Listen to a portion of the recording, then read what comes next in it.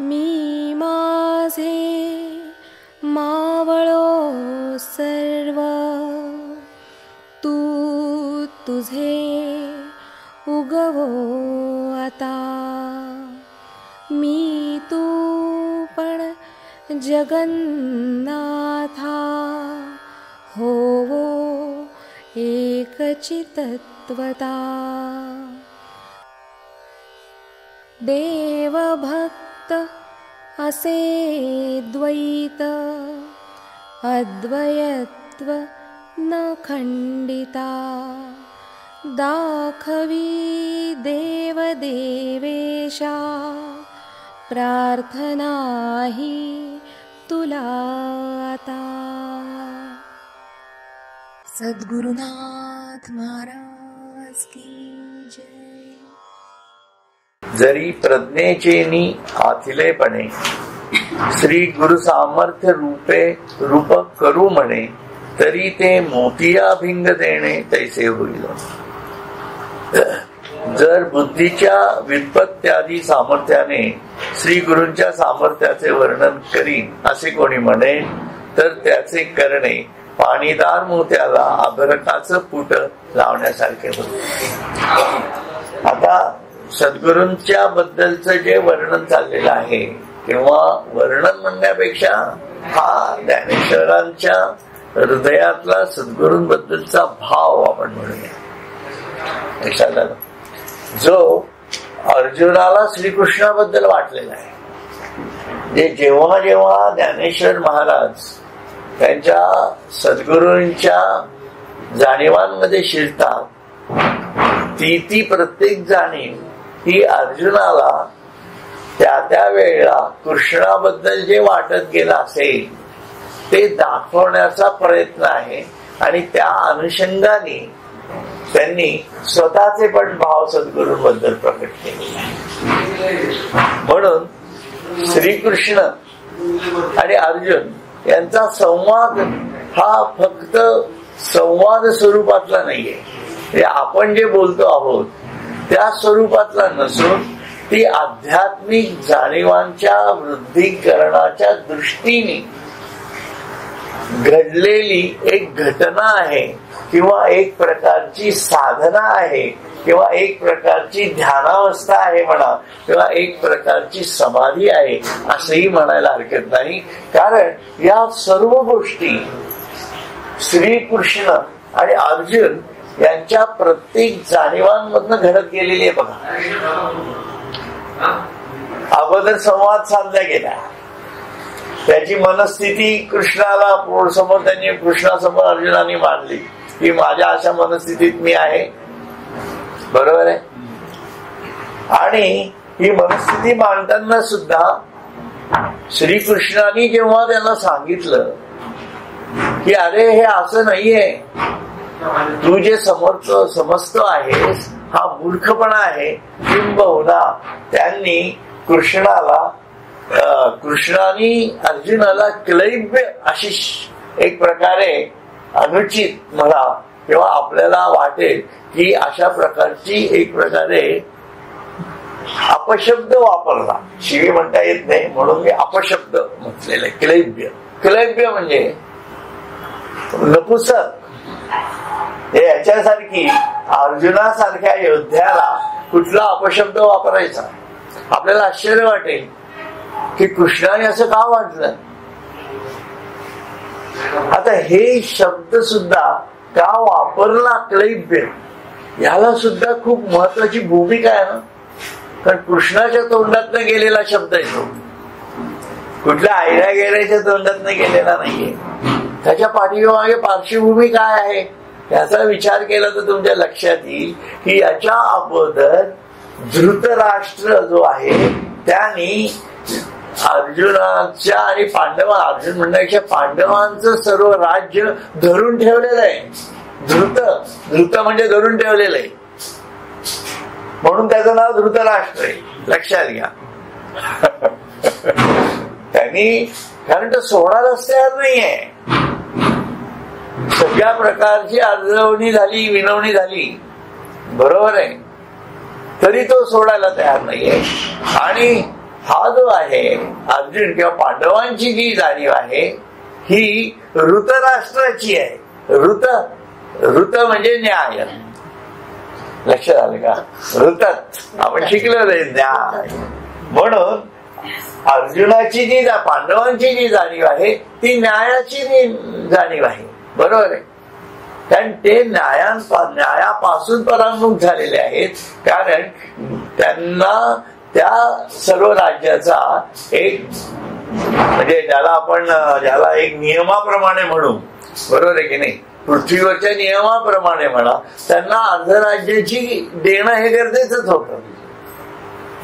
म्हणून ऋत पासून यांनी ते धृत करून टाकलं, धरून ठेवलं, म्हणून तो धृत राष्ट्र झाला. आलं का? राष्ट्राला धरून ठेवलं त्यांनी, म्हणून तो धृत राष्ट्र. असंही म्हणायला हरकत नाही. बघा, छोट्या गोष्टी आहेत, पण या आपल्याला लक्षात येत नाहीत, म्हणून मी सांगतो. म्हणून या धृतराष्ट्राने त्या धृतराष्ट्राला मान्य केलं नाही कधीच. म्हणून तो खरा आंधळा होता का खोटा आंधळा होता हे समजून घ्यावं. वेळ पांघरून पेडगावला जाणं याला आंधळेपणच म्हणायचं ना. झोपलेल्याला उठवू शकत नाही. झोपलेला उठवू शकता, पण पांघरून घेऊन झोपलेला उठवू शकत नाही. हा फरक आहे. झोपी गेलेला म्हणजे पांघरून घेऊन नुसता झोपेचं सोम करतो त्याला, म्हणजे त्यांनी काय केलेलं आहे, धृत केलेलं आहे, धरून ठेवलेलं आहे झोपेला, असं झालेलं आहे. तशी ती अवस्था झालेली आहे. आणि त्यानंतर मागणी झाली, सर्व प्रकारे खेटे मारून झाले त्यांच्याकडे, बरोबर. आणि अगदी शेवटी कृष्ण शिष्टाईपर्यंत येऊन पोहोचलं झालं. हो, बरोबर आहे. आणि हे सर्व पांडव तयार झाले नाही, आता युद्धाशिवाय पर्याय नाही. अगदी यांनी सांगितलं की आम्हाला राहण्यापुरती तरी जागा द्या, तरी सुईच्या अग्रावर बसेल एवढी सुद्धा राष्ट्र जागा आम्ही अमान्य करतो आहोत, या स्थितीपर्यंत येऊन पोहोचलं. आणि सर्व पांडवांनी ठरवलं की आता युद्धाला पर्याय नाही. इट इज अग्रीड की तुम्ही हे जर मान्य करत नसाल तर युद्धाला पर्याय नाही, हे सर्वांनी ठरवलंय. आणि आता त्याप्रमाणे त्यांचंही सैन्य दल येऊन ठेपलेलं आहे आणि यांचंही सैन्य येऊन ठेपलेलं आहे.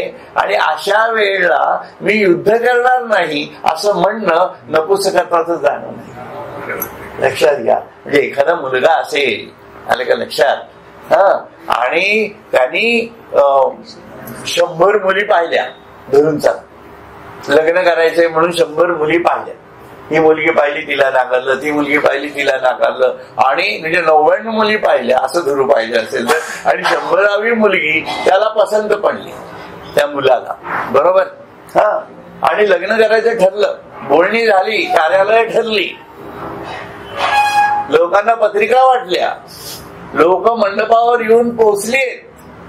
आणि त्यावेळेला तो मुलगा जर बापाला म्हणाला की बाबा मला लग्न करायचं नाहीये आता, तर बाप काय म्हणेल, क्लैब्य. ही जाणीव लक्षात घ्या. म्हणजे कृष्णाला समजून घ्यायचं असेल तर कसं समजलं पाहिजे हे पण लक्षात येतं. म्हणून आगा पिछा सगळ्याचा अभ्यास करावा लागतो ना, त्याशिवाय माणूसच कळत नाही. हा असं का बोलला, हा असा का वागला, हे समजण्यासाठी हे आहे. या भूमिकेतनं ते म्हणताय, जर बुद्धीच्या सामर्थ्याने व्युत्पत्त्यादी म्हणजे बुद्धीच्या विविध जाणीवातनं म्हणा, ज्या बुद्धीतनं बाहेर येणाऱ्या संकल्पना म्हणा, सामर्थ्याने श्री गुरूंच्या सामर्थ्याचे वर्णन करीन असे कोणी म्हणेल तर त्याचे करणे म्हणजे एखादा चांगला मोती आहे, त्या मोत्याला परत पाणी देण्यासारखं आहे. आलं का लक्षात. म्हणून तसं गुरुचं वर्णन तसं करता येणार नाही. किंवा सोन्याचा दागिना करायचा आणि त्याला रुपयाचं पॉलिश करायचं, म्हणजे हा एक वेगळा मूर्खपणा करू शकतो. तशा प्रकारे असं म्हणता येते. त्या 15.5 रजतमणी तैशी स्तुतीची बोलणी, उगियाची माथा ठेवी दे चरणी हेची भले. किंवा श्री गुरूंची शब्दाने स्तुती करणे, हे त्यांनी तेच वापरलंय, हे शुद्ध सोन्याला रुपयाचे पाणी देण्यासारखे होणार आहे. म्हणून शुद्ध सोनं घ्यायचं आणि त्याला चांदीचं पाणी द्यायचं, त्याला काही लॉजिक नाही ना. तो मूर्खपणा कसा ठरेल त्याप्रमाणे आहे. म्हणून मुकाट्याने त्यांच्या चरणावर मस्तक ठेवणे हेच मी उत्तम समजतो, असं ज्ञानेश्वर महाराज म्हणतात लक्षात. म्हणून ज्ञानेश्वर महाराज हे अर्जुनाची पण, मी म्हटलं ना, अर्जुनाचा पण भाव सांगतायत. कारण कृष्णाचं वर्णन करताना म्हणजे सद्गुरूचं वर्णन होतं, आणि त्याचं वर्णन करत बसण्यापेक्षा त्याला भाव बळे आ कळे रवी ना कळे नतमस्तक होणे हाच त्याच्या पाठीमागचा पर्याय असतो, असं ते म्हणतात. म्हणून मग म्हणितले जी स्वामी भलेनी ममत्वे देखिला तुम्ही म्हणून कृष्णार्जुन संगमी प्रयागवट जाहलो. नंतर श्री ज्ञानेश्वर महाराज श्री गुरु निवृत्तीनाथांना म्हणतात, अहो जी श्री गुरुनाथा. कारण हे काय झालं, सद्गुरूंनी सांगितलं की तू ज्ञानेश्वरी सांग, गीतावरती टीका कर, बरोबर आहे. म्हणून अहो जी श्री सद्गुरुनाथा माझ्यावर तुम्ही अत्यंत ममता करीत आहात, जे तुमचं माझ्यावर प्रेम आहेच. म्हणूनच श्रीकृष्ण व अर्जुन यांच्या संवाद रूपी संगमाच्या ठिकाणी, संगम जिथं होतो त्याला प्रयाग म्हटलेलं आहे लक्षात. म्हणून श्रीकृष्ण आणि अर्जुन यांचा एक प्रकारचा गुरु शिष्याचा संवादात्मक संगम आहे, वृत्तींमध्ये बदलाचा संगम आहे. बघा, म्हणजे मी सुरुवातीला जे म्हटलं तुम्हाला की अगोदर ते शाब्दिकरित्या तो जेव्हा अर्जुन कृष्णाला सांगतो ते पहिल्या याच्यात झालं, तेव्हा क्लैब्य वगैरे हे झालं. त्याच्यानंतर काय झालं, त्याला त्याची बद्ध अवस्था होतीच. मग त्याला हळूहळू पुढच्या अध्यायातनं, दुसऱ्या तिसऱ्या चौथ्या अध्यायातनं मुमुक्षत्वाकडे घेऊन गेले. अगोदर कर्मयोग सांगितला, ज्ञान सांगितलं, सांख्य सांगितलं, हे सर्व सांगितलं ना, कृष्णानेच सांगितलं त्याला. म्हणजे त्याला मुमुक्षत्वाच्या जाणीवेत नेलं, आणि तिथनं मग त्याला साधक कसा आहे आणि तू मला सर्वस्वी अर्पण कसा हो, जडजडोनी वाहिला निघ, हे जे 9व्या अध्यायातलं, आणि मला माझ्याशिवाय या जगात दुसरं काही नाही, हे अंतिम तत्वज्ञानाचा जो स्क्वेअर त्यांनी टाकलेला आहे, तो 9व्या अध्यायाचा फार महत्वाचा असा अध्याय मानला जातो सर्वांमध्ये.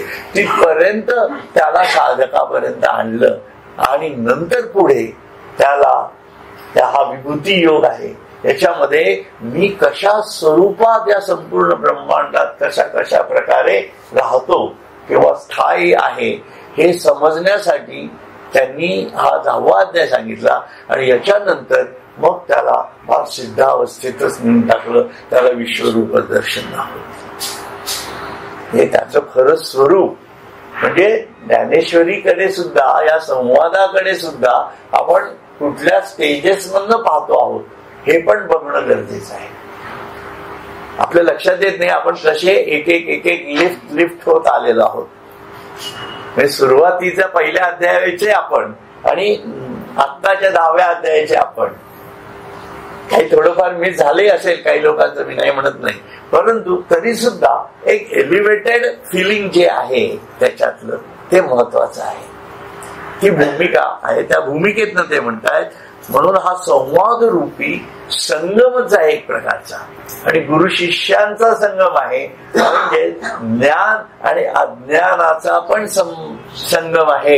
की ज्या संगमामध्ये, ज्या गंगेमध्ये प्रयाग म्हणले की अज्ञानाच्या सर्व जाणीवा गंगेमध्ये म्हणजे ज्ञान गंगेमध्ये विसर्जित होऊन ज्ञान सुद्धा, अज्ञान सुद्धा ज्ञानमय होऊन जात असं. आणि अशा तो गंगोघ अनेक मुखाने मग समुद्राला जाऊन मिळतो. लक्षात आलं का? म्हणून तू कुठल्याही माध्यमातून माझ्याकडे ये, पण मी माझ्याकडे येणं महत्वाचं आहे.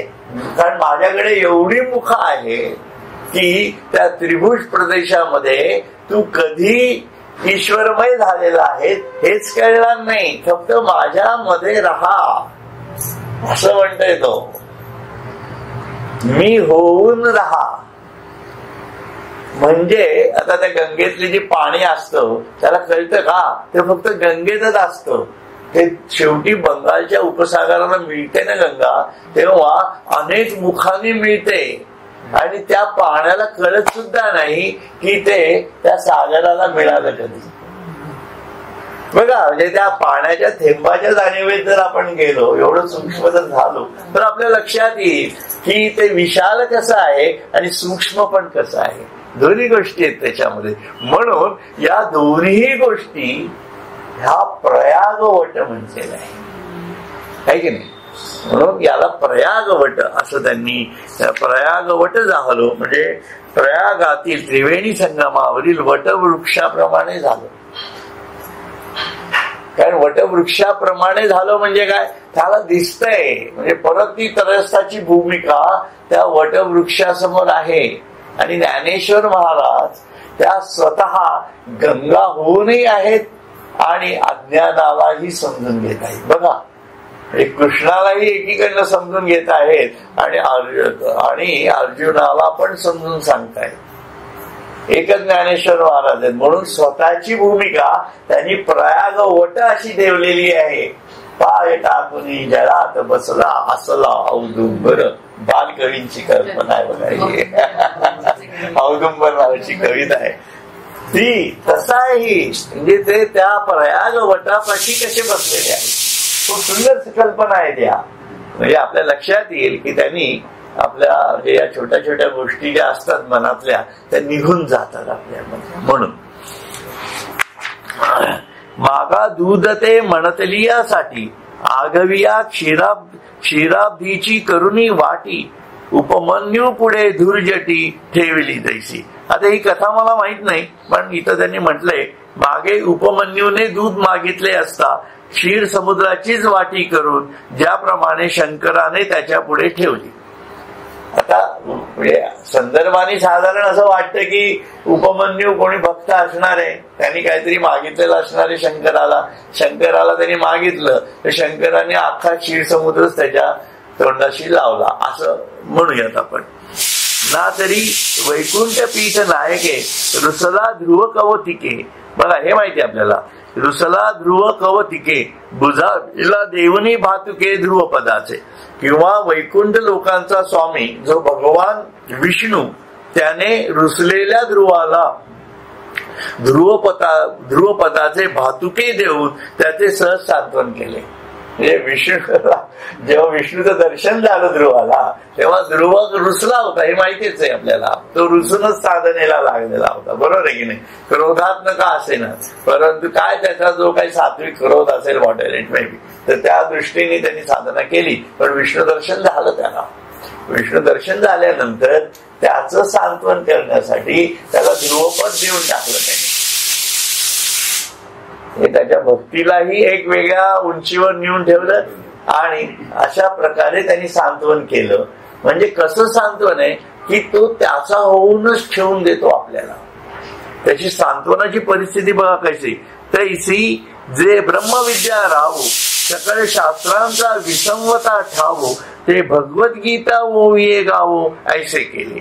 त्याप्रमाणे ब्रह्मविद्येचा राजा आणि सर्व शास्त्रांचे विश्रांती स्थान अशी जी भगवद्गीता ती माझ्याकडून ओवीरूप छंदात तुम्ही गाऊन दाखवली. त्याप्रमाणे ब्रह्मविद्येचा राजा आणि सर्व शास्त्रांचे विश्रांती स्थान अशी जी भगवद्गीता ती माझ्याकडून ओवीरूप छंदात तुम्ही गाऊन घेतली.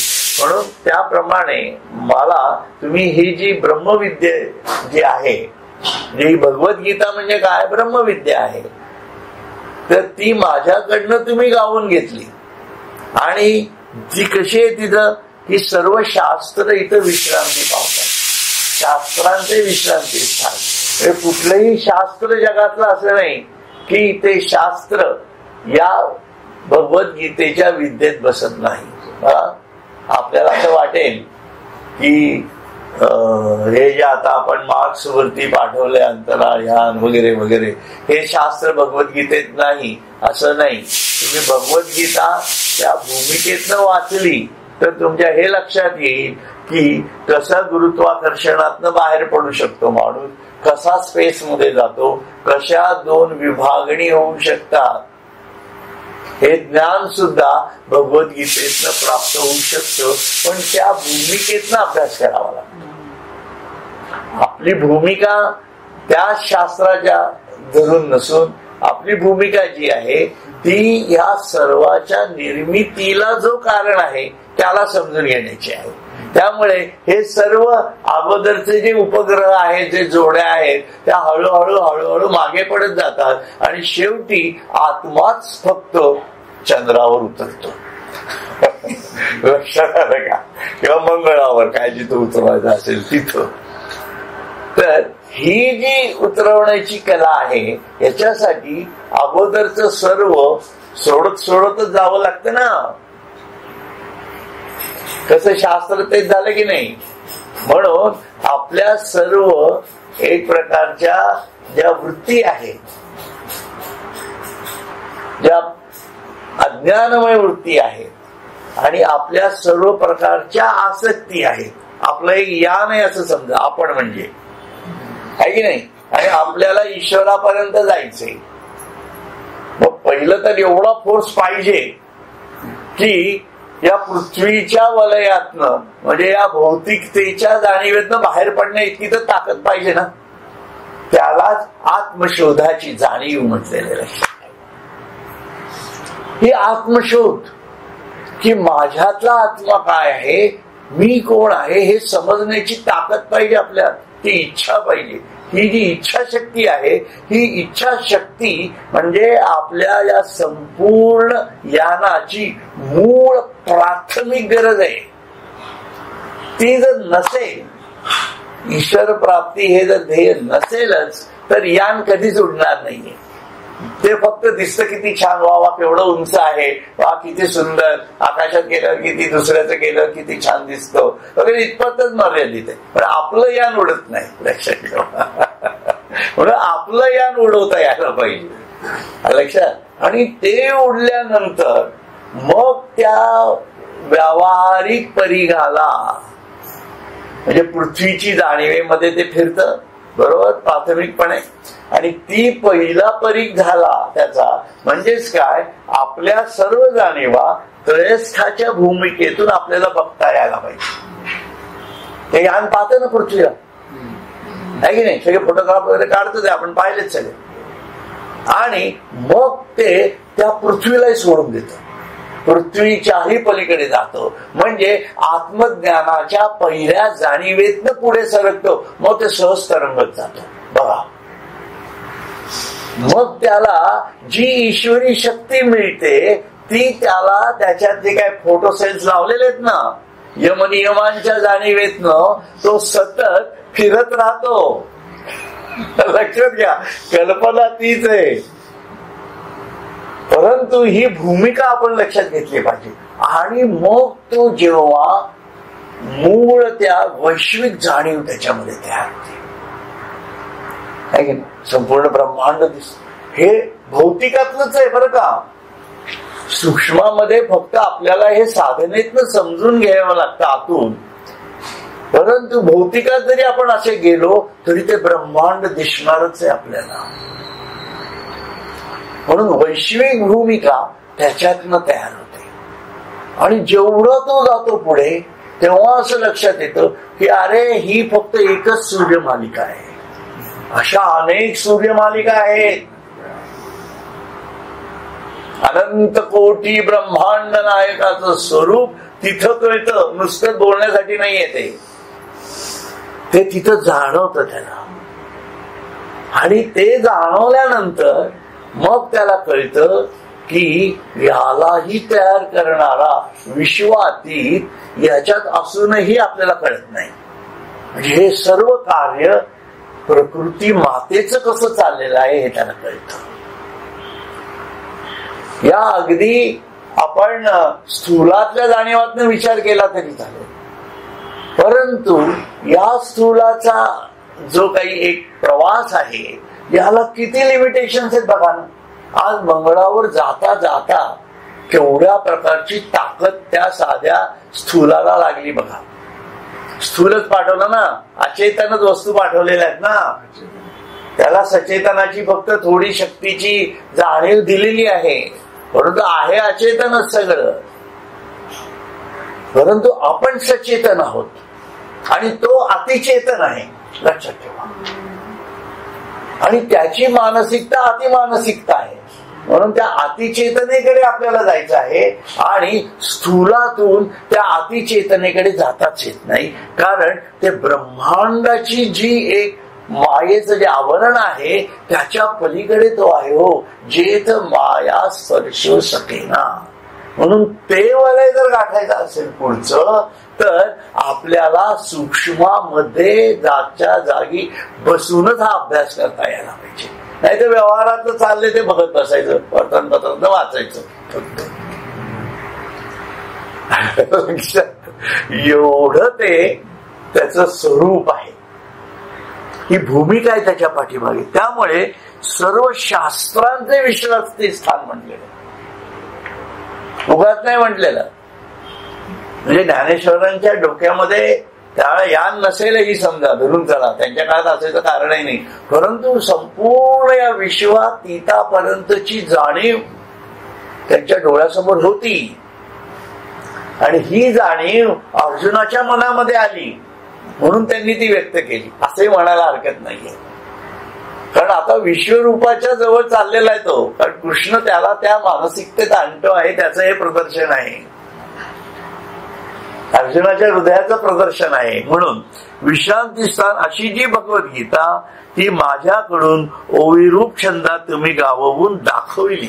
म्हणजे ही सद्गुरूंनी मला गाव माझ्याकडनं करून घेतल्या असा त्याच्या पाठीमागचा त्यांचा भाव आहे, लक्षात ठेवा.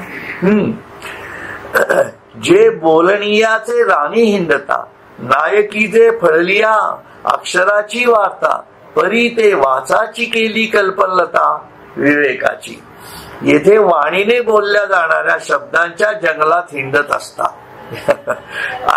आत्मज्ञान रूप अर्थफळाने फळणाऱ्या अक्षराची वार्ता देखील ऐकायला येत नाही. पण आपण माझी वाणी विवेक ज्ञान रूप अर्थफळाने फळणारी कल्पलताच केली. येथे वाणीने बोलल्या जाणाऱ्या शब्दांच्या जंगलात हिंडत असता, जे बोलणीयाचे राणी हिंडता, नायकीचे फळलिया अक्षराची वार्ता. म्हणजे कसं आहे, शब्दामध्ये जर शिरलो आपण तर शब्दाचं हे जंगल जे आहे ते फार विचित्र आहे. याच्यातनं भाव सापडत नाही. म्हणून आपण खूप लोक गीता सांगणारे आहेत, भगवद्गीता सांगतात, ज्ञानेश्वरी सांगतात, खूप लोक आहेत, बरोबर आहे. परंतु वैयक्तिक स्तरावरती त्या जाणीवा कशा प्रकारे चालतात याचा अभ्यास नसल्यामुळे शब्द तरकटता त्याच्यात येत जाते. म्हणून शब्दांच्या मागे जास्त धावायचं नाही. यांनी तो प्रश्न विचारला, बरोबर आहे की नाही. हे कसं आहे तसं, म्हणून मी शेवटी त्याला स्टॉप दिलं. त्याचं कारणच ते आहे की शेवटी कसं आहे की आपल्याला अर्थ कळला, ठीक आहे, ओके, गुरुजी काय गुरुवी भक्ती म्हणजे काय हे कळलं, बरोबर आहे. पण गुरुवी भक्तीचा वापर सातत्याने आपल्या याच्यात करून लोकांना अजून संभ्रमात टाकत बसण्यासारखं त्यात काही नाहीये, लक्षात ठेवा. ज्ञानेश्वरांनी त्यावेळीच्या भाषेच्या रचनेने गुरु म्हणजे श्रेष्ठ या भावनेने लिहिलेली ती भक्ती, आलं का लक्षात. श्रेष्ठ भक्ती, जसं श्रेष्ठ ज्ञान, माझा प्रिय भक्त सर्वात कोण वगैरे, या ज्या जाणीवा आहेत त्या प्रकारची ती भक्ती. म्हणून सर्वस्व अर्पावे शेवटी ही जी जाणीव आहे, प्राण तो ही त्यागावा, ही जाणीव श्रेष्ठ गुरवी भक्तीची आहे असंही म्हणायला हरकत नाही. बरं, तेच आहे ना त्याच्यामध्ये, दुसरं काही नाहीच सांगतो आपल्याला. त्यामुळे त्याच्या भावार्थात शिरणं फार गरजेचं आहे. नाही तर शब्द तुम्ही पाहिलेत काय काय शब्द आहेत त्यांचे, हे आपण जर डोक्यात ठेवत बसलो तर वेळ व्हायचं. म्हणून काही लोकांचं ज्ञानेश्वरीच्या ओव्याच्या ओव्या पाठ असतात, धड. मी तर एखादं भाषण ऐकलं होतं, आमच्या आश्रमातच झालं होतं, नाव नाही सांगत त्यांचं, पण ते बोलतात म्हणजे बोलायचं नाहीच, फक्त ओव्याच्या पाठीमागे ओव्या नुसतं म्हणत राहायचं. मग ज्ञानेश्वरांनी या इथं असं म्हटलेलं आहे, ठणठण. मग त्या 9व्या अध्यायामध्ये ते असं म्हणतायत, परत ठणठण म्हणजे ओव्या पाठ. आणि मला ते अजिबात जमत नाही. पाठांतर आपल्या गावात नाही बसत. भावाने समजून घ्यायचं. आपला भाग जो आहे तो हा आहे. त्याच्यामुळे या शाब्दिक रचनेमध्ये आनंद आहे, पण आपला स्वयंभू आनंद आपल्याच उन्मेषातनं आपल्याला बाहेर पाडता यायला पाहिजे. लक्षात ठेवा. तर ती जाणीव आपण समजू शकतो. ज्ञानेश्वरांनी कुठेही कृष्णाचे शब्द वापरलेले नाहीत. लक्षात घ्या. ज्ञानेश्वरीमध्ये आहेत का? श्लोक वाचला, पण सगळं स्वतःची स्वयंसिद्ध प्रज्ञा मराठीत जागृत करून अमृताते पैजा जिंकी असं सारस्वत उभं करून दाखवलेलं. लक्षात घ्या.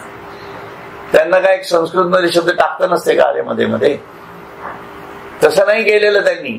आणि मागच्याही याचा कुठलाही संदर्भ त्या पहिल्या अध्यायात भगवान कृष्ण असं म्हणाले होते, नो वेज, असं कुठे दिसत नाही. समजून घेण्यासारख्या गोष्टी आहेत या. म्हणजे साधकांनी समजून घेण्यासारख्या आहेत. आपल्याला पंडित व्हायचं नाहीये. लक्षात आलं? आपल्याला म्हणून मला जेवढं समजलं तेवढं तुम्हाला समजलं, म्हणजे तू मी आणि मी एकच झालो ना. फरक काय पडला? एखाद्याला बोलता येत नसेल, मला बोलता येतं, एवढाच फरक आहे. वेगळा काय फरक आहे सांगा बरं तुम्हाला.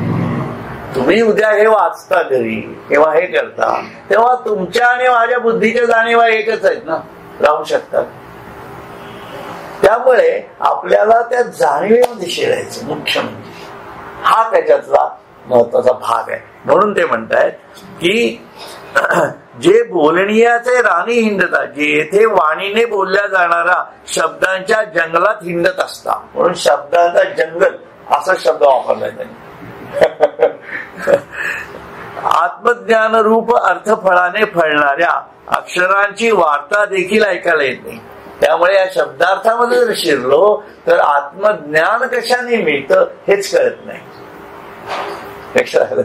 म्हणून आता जे मी तुम्हाला याचं सांगितलं, आपल्या यानाचं उदाहरण दिलं तुम्हाला, याने कसं आपल्याला एक समोर दृष्टी समोर येतं काहीतरी, की कुठं ना कुठं तरी हे आपल्याला असं आपल्याला वरती घेऊन जाता यायला पाहिजे. म्हणजे शारीरिक दृष्ट्या नाही, परंतु आतल्या जाणीवातनं या शोधाची जाणीव यायला पाहिजे. त्यांनी आपल्याला आत्मज्ञान प्राप्त होऊ शकणार आहे. म्हणजे आत्मज्ञानाची जाणीव महत्वाची आहे ना, त्या शब्दांची जाणीव महत्वाची. म्हणून शब्दांची जाणीव आपल्याला आत्मज्ञानापर्यंत घेऊन जाते की नाही हे महत्वाचं आहे. नाही तर शब्द शब्द राहणार आहे, त्यांचा काही फारसा उपयोग नाही. भावार्थ दीपिका नाव आहे त्याचं. ज्ञानेश्वरी म्हणजे भगवद्गीतेचं त्यांनी नाव भावार्थ दीपिका असं ठेवलेलं आहे.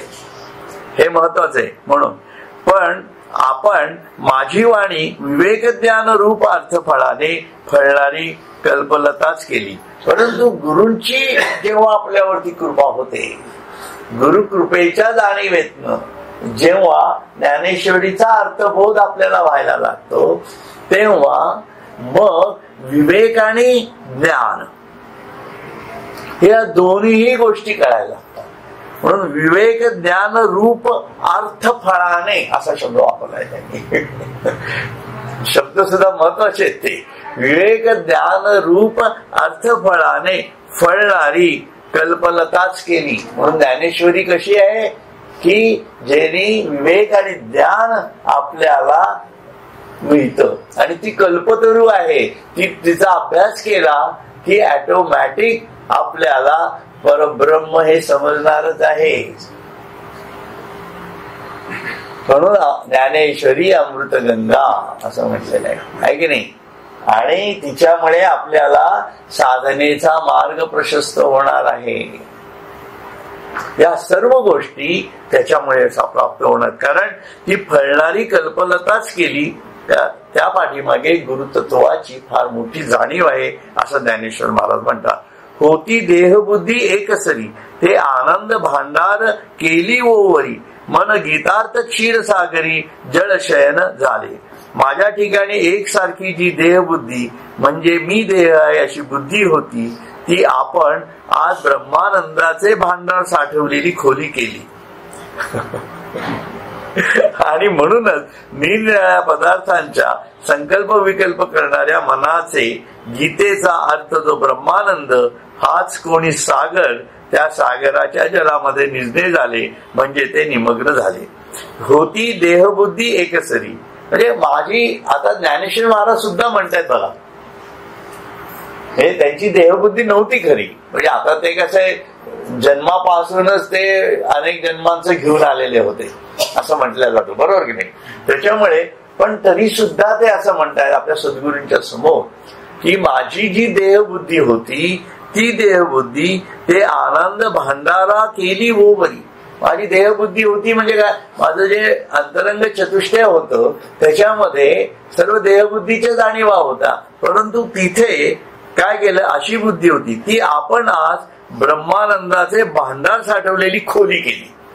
म्हणजे त्या देहबुद्धीमध्ये कपाट, मागच्या आपण कपाट अंतरंग चतुष्टयाच्या कपाटाचं उदाहरण त्यांनी दिलं होतं, तर आता त्यांनी याचं भांडाराचं स्वरूप दिलं त्याला. म्हणजे ते एक प्रकारचं अशा प्रकारचं भांडार माझ्या आतमध्येच तुम्ही भरवलं, म्हणजे देहबुद्धी ते आत्मबुद्धी केली असं म्हणा. आणि म्हणूनच निरनिराळ्या पदार्थांचा संकल्प विकल्प करणाऱ्या मनाचे गीतेचा अर्थ बघा. म्हणून हा गीतार्थ वाचत असताना विविध प्रकारच्या मनाच्या जाणीवा उठत राहतात ना. कारण आपण जेव्हा ते गीतेचा अर्थ वाचायला लागतो तेव्हा आपलं मन सुद्धा कार्यरत असतं, बरोबर आहे. पण ते कार्य करत असताना मनामध्ये संकल्प येतो आणि विकल्प येतो. अरे हे समजलं, अरे नाही हे बरोबर नाही, अरे हे असं वाटतं, ते तसं वाटू शकतं. हे जेव्हा एका ठराविक गोष्टीनंतर सर्व संकल्प विकल्प जाऊन फक्त ईश्वराचाच विचार त्या मन आणि बुद्धीत यायला लागतो, ते जे ब्रह्मज्ञान आहे ते मला तुमच्या या कृपेमुळे कळालं. जरा थोडं त्या अवघड रचना केली आहे त्यांनी, पण त्यांना म्हणण्याचा भाग असा आहे की मी साधा होतो, देवबुद्धीतला प्रापंचिक म्हणा किंवा अशा प्रकारच्या स्वरूपातला होतो, पण गुरुकृपेमुळे माझी देहबुद्धी जी होती ती सरकून आत्मबुद्धी झाली आहे. आणि त्या आत्मबुद्धीच्या जाणीवेतनं मी गीतेचं सर्व सार सांगू शकलो मराठीमधनं. कारण शेवटी येतंय ते तिथे येतंय. म्हणून हाच कोणी सागर, म्हणून हा जो ब्रह्मानंद आहे, कारण तो ब्रह्मानंद मला मिळाला प्रथम. म्हणून गीता तुम्ही सुद्धा जेव्हा तुमचा अभ्यास होईल, समजा अजून एक 5-6 वर्षांनी किंवा कसाही तुमच्या याच्याप्रमाणे आत्मशोधाच्या जाणीवेप्रमाणे जसा होईल तसं तुम्ही पण ज्ञानेश्वरी सांगायला सुरुवात करा. कारण त्याचा आनंद खूप वेगळा आहे. कारण तो आत्मानंद आपल्याला मिळतो. ईश्वराचं कौतुक करताना सुद्धा आपल्याला त्या शब्दरचना आपल्या भूमिकेतनं सापडणं हे महत्वाचंच आहे ना. आतापर्यंत कसं होत गेलं, आपण दुसऱ्याच्या बुद्धीचा आधार घेतो. आपण आरत्या करतो म्हणजे कधी काय आपली बुद्धी आहे का? तर रामदास स्वामींनी देवीची आरती केली, तर रामदास स्वामींनी हनुमंताची आरती केली आणि कोणीतरी पांडुरंगाची आरती केली, तीच मी आपली वाजवत बसतोय. माझी बुद्धी कुठे आहे? खूप कटिंग आहे आपल्याला वाटतं. म्हणून माझी बुद्धी तिथं गेली पाहिजे तर तो देव मला भेटणार आहे. आणि माझी बुद्धी जर तिथं पोचली नाही तर तो देव भेटेल असं वाटत असेल, वाटावा असं वाटत असेल, तर दुसऱ्यांनी जी बुद्धी वापरलेली आहे त्याच्या अर्थात शिरा असं म्हणतायत ते. ज्ञानेश्वरी सुद्धा कळत नाही ना आपल्याला. मग ज्ञानेश्वरांच्या बुद्धीचा वापर करून ज्ञानेश्वरांच्या मानसिकतेत आपल्याला शिरल्याशिवाय ज्ञानेश्वरी कळेल का? तसंच आहे ते. म्हणून गणपतीची सुख करता दुःख करता म्हणतो आपण. किती पाठ, अगदी 2 पाठ ठणाठण चालतं आपलं, बरोबर आहे की नाही? परंतु ज्यांनी ती अर्थी रचली असेल त्याला सुख करता म्हणजे काय म्हणायचंय, दुःख हरता म्हणजे काय म्हणायचंय, हे सर्व कळलं पाहिजे कुठेतरी हृदयात जाऊन. कधीतरी म्हणजे दुपारच्या वेळेला मी म्हणून म्हटलं आरतीच्या वेळेला आरत्या करून टाका, काही हरकत नाहीये, पण दुपारी आपण मोकळे असतो, बसूयात ना गणपती समोर, त्याला समजून घेऊयात ना काय अथर्व शीर्षाचा अर्थ. का नुसतंच म्हणायचं? हे साधकाला अभिप्रेत नाहीये आणि हे चांगल्या माणसाचं लक्षण पण नाही. आपण जर आपल्याला सज्जन समजत असू तर हे सज्जनपणाचं पण लक्षण नाहीये, लक्षात ठेवा. कारण ईश्वराच्या जाणीवेत राहणं हा सज्जनपणा आहे. काय बरोबर तिकडे बरोबर चुकलं नाही ना माझं काही? नाही, काय आहे की हे जरा थोडस आपण जे कमी लोक आहोत, आपण सज्जन आहात म्हणूनच आलेला तिथे, म्हणजे बाकीचे नाही तसं नाही मला म्हणायचं. परंतु सांगण्याचा हेतू काय आहे की ती पीड आहे, पण कुठेतरी आपल्याला आपल्याच जाणीवेतनं त्याला समजणं गरजेचं आहे. म्हणून आपल्या शब्दांनी त्याचं वर्णन करावं, काही हरकत नाहीये. तोडकं मोडकं का असे ना, त्याच्याशीच बोलायचं आहे ना आपल्याला, वेगळं कोणाशी बोलायचंय. म्हणून त्याच्याशी बोलताना आपण मराठीत साधं बोलावं, काही हरकत नाही. देवा तू सुख करता आहे, सर्वांचं सुख पाहतो, पण माझंही कल्याण बोल. बघा काहीच फरक पडला. हा म्हणजे तो जो कवी आहे त्याच्याही वरच्या जाणीवेत तुम्ही गेलात ना, कारण तुम्ही सुख मागत नाही आहात, तुम्ही कल्याण मागता आहात, लक्षात ठेवा. तू दुःख हरता आहेस, परंतु त्या दुःखातनं पण माझं कल्याण होऊ दे. तीच आरती आहे, वेगळी नाहीये. परंतु त्या कवीच्याही जाणीवेच्या पेक्षा वरच्या जाणीवेत शिरण्याची ताकद आपल्याला राखून असलं पाहिजे. And there is always a one room vacant at the top. आणि ती विश्वातीताची रूम आहे, ती आत्म्याची जाणीव आहे. म्हणून ती भक्ती अशी वाढली पाहिजे. म्हणून ते म्हणतात झडझडोनी वाहिला असं ती भूमिका आहे सर्व. म्हणून हाच कोणी सागर, त्या सागराच्या जलामध्ये निजले झाले म्हणजे ते निमग्न झाले. म्हणून या ज्ञानाच्या सागरामध्ये आपल्याला निमग्न होता यायला पाहिजे, झोपता यायला पाहिजे असं ते म्हणताय. काय भारी आहे ना, एकदम भारी. ऐसे एक एक देवाचे करणे, ते अपार बोलो केवी मी जाणे, तरी अनुवादलो धीटपणे, ते उपसा हिजोजी. ही आपली एक एक कृती अगाध सामर्थ्याने भरलेली आहे. म्हणजे मी जे जे आतापर्यंत प्रत्येक अध्यायावरती बोलत गेलेलो आहोत ती तुमची कृपा आहे, असं ज्ञानेश्वर महाराज म्हणताय. बघा, ती मी शब्दाने कशी वर्णन करू असे असूनही धीट होऊन मी तिचा अनुवाद केला, तो माझा अपराध सहन करा. कारण गुरुच्या समोर सांगतोय बघा.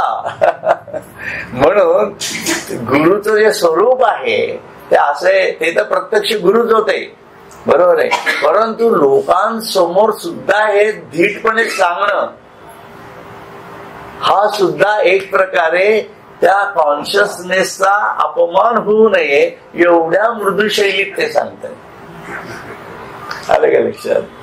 पण मी अज्ञानात सांगतो, म्हणून मी तुम्हाला सांगत असतो काय असं करा तसं करा. ज्ञानेश्वर महाराजांनी असं काही सांगितलेलं नाही, बरोबर आहे ना.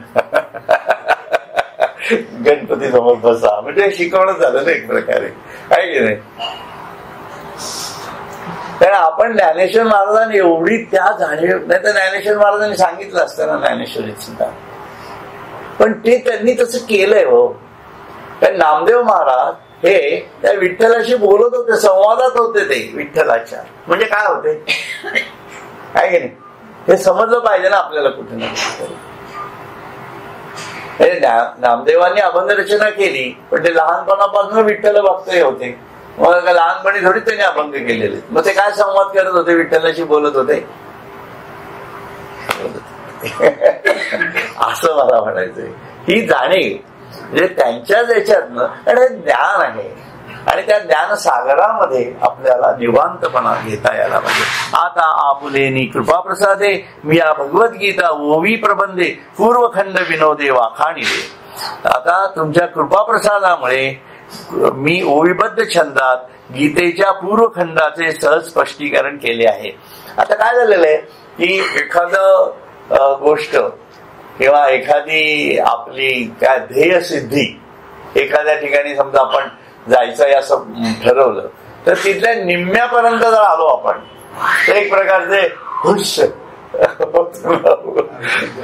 थोडी म्हणजे एक वेगळा, कारण कसं असतं की एवढं आपण करू शकू असं सद्गुरूंच्या कृपेमुळे झालं असं आपल्याला वाटणं हे पण महत्वाचं आहे. बरोबर आहे. म्हणजे आपण इंजिनिअरिंग पर्यंत पोहोचलो की किंवा इंजिनियर झालो तर आता पुढे नोकरी मिळेल मग आपण हे करू, पण इंजिनिअरिंग होणं हीच एक प्रकारची, किंवा आपण जी डिग्री, इंजिनिअरिंग सोडून द्या, परंतु डिग्री मिळवणं ही एक प्रकारची आयुष्यातली एक महत्वपूर्ण घटना आहे असं आपण मानतो. बरोबर आहे. म्हणून त्या निम्म्या जाणीवेपर्यंत 18 अध्यायातले 9 अध्याय संपवलेले आहेत. ही ती जाणीव आहे त्याच्यातले लक्षात. आता ती कशी झाली काय म्हणून ते एवढं वर्णन करतात सद्गुरूंचं हे लक्षात घ्यायला पाहिजे ना, की 9 अध्यायापर्यंत आणून पोचतं केलं हो ज्ञानेश्वरांनी. असं काय करताय, एवढं सोपं आहे काय, आहे की नाही? आणि ते एक एक अर्थ, आणि ते तुम्ही जर परत वाचलत ना तर तुमच्या लक्षात येईल की ते केवढं भयंकर आहे. आणि ते त्यांच्या डोक्यातनं कसं आलं याच आश्चर्य वाटत बसतं, आहे की नाही?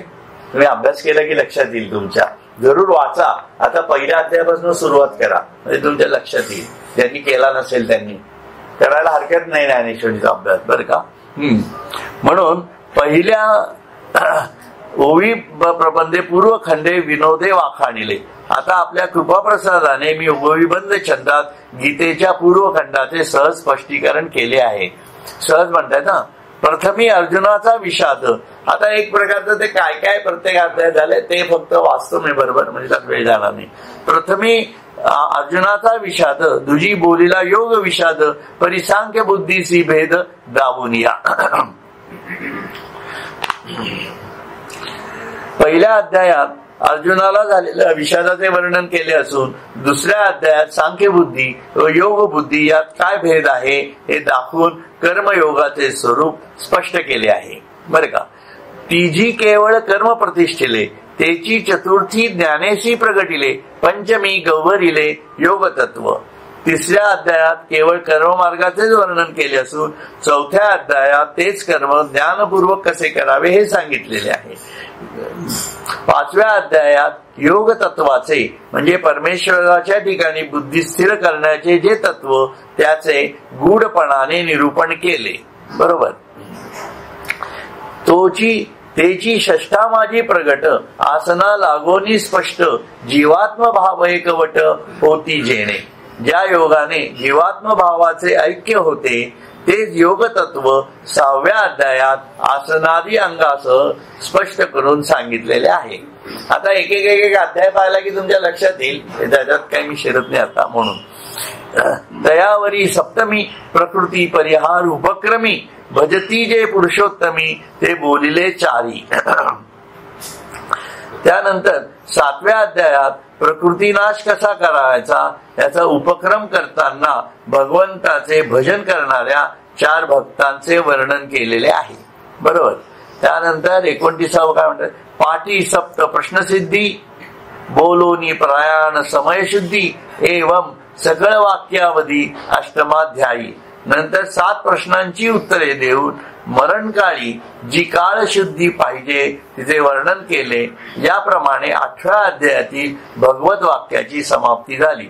7व्यात प्रश्न म्हणजे ते अध्यात्म म्हणजे काय, अधियज्ञ म्हणजे काय, हे जे सगळे प्रश्न आहेत ना ते प्रश्नांची उत्तरं त्याच्यात दिलेली त्याबद्दल बोलतात. ते भगवत वाक्याची समाप्ती झाली 8व्या अध्यायामध्ये. आता शब्दब्रह्मी असंख्याके जे तुला काही अभिप्राय पिके ते तुला महाभारते एके लक्षे जोडे.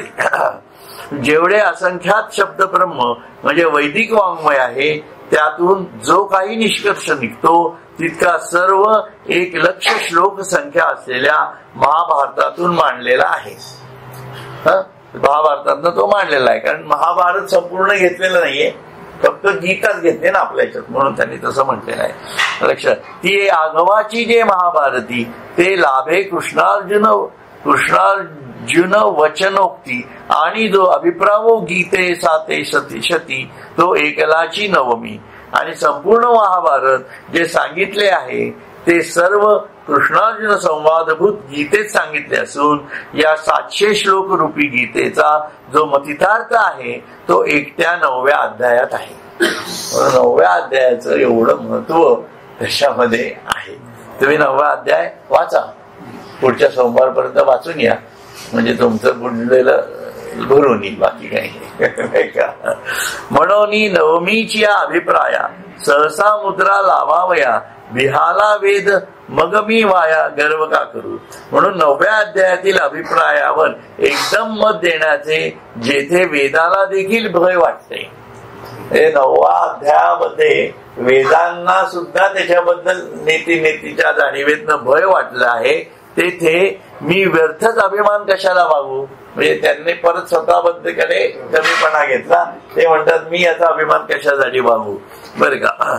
अहो गुळ साखरे माले याचे, बांधे तरी एकाची रसाचे, परी स्वाद गोडी याचे आन आन जैसे. हे छान आहे. गुळ साखर राब हे एका उसाच्या रसाचेच घनीभूत प्रकार असले तरी त्याच्या गोडीची रुची जशी निरनिराळी असते, त्याप्रमाणे येथील अध्याय एका ब्रह्माचेच प्रतिपादन करीत असले तरी त्याच्या प्रतिपादनाची गोडी निरनिराळी आहे. म्हणून सगळ्या अध्यायातनं एकाच ब्रह्माची जाणीव सांगितलेली, एकाच परब्रह्माचं वैशिष्ट्य सगळं सांगितलेलं आहे, परंतु प्रत्येकाची गोडी वेगवेगळी आहे असं त्यांना म्हणायचंय. म्हणजे जसं गुळ साखर राब म्हणजे मला वाटतं ते काकवी म्हणा आहे की नाही, तर काकवी, तर हे तिन्ही एकाच उसापासून तयार होतं, परंतु त्याची गोडी प्रत्येकाची वेगवेगळी आहे आणि त्याचे गुणधर्मातही तो फरक पडतोय पुढच्या. असं एनिवे एक जाणून या बोलती, एक ठाये ठाय जाणविती, एक जाणो जाता हारपती, जाणते गुणेसी गुणेसी. म्हणजे काही अध्याय ब्रह्म जाणून त्याविषयी बोलतात. काही अध्यायांमधनं ब्रह्म जाणून ते बोललं जातं, तर काही अध्याय तेथल्या तेथे दुसऱ्याला परब्रह्म वस्तूची जाणीव करून देतात. ते वाचतात, अरे हा हे परब्रह्म असं स्वरूप आहे काय. आणि वाचता वाचता आता कर्मातनं जेव्हा आपण तो वाचत असतो, कर्म संन्यासातनं वाचत असतो, तेव्हा आपल्याला काय, हा असं होय परब्रह्म, हा असं होय परब्रह्म अशी जाणीव होते. आणि काय अध्याय, अरे हे तर असं आहे. हा जो भाव आहे त्या भावाच्या भूमिकेतनं त्यांनी म्हणतायत. ते कसं, काही अध्याय ब्रह्म जाणून त्याविषयी बोलतात, तर काही अध्याय तेथल्या तेथे दुसऱ्याला परब्रह्म वस्तूची जाणीव करून देतात व काही अध्याय परब्रह्माला जाणण्याकरता गेले असता जाणीवे सहित लय पावतात. म्हणून त्रिपुटीच विसरून जाते. काही वेळा असं होतं ना आपल्याला, अरे काय आता म्हणजे संपलं असं तिथं बोलणंच खुंट, अशी परिस्थिती तयार होते असं ते म्हणतायत. हे ऐसे अध्याय गीतेचे परी अनिर्वाच्यपण नवमाचे, तो अनुवादलो हे तुमचे सामर्थ्य प्रभू.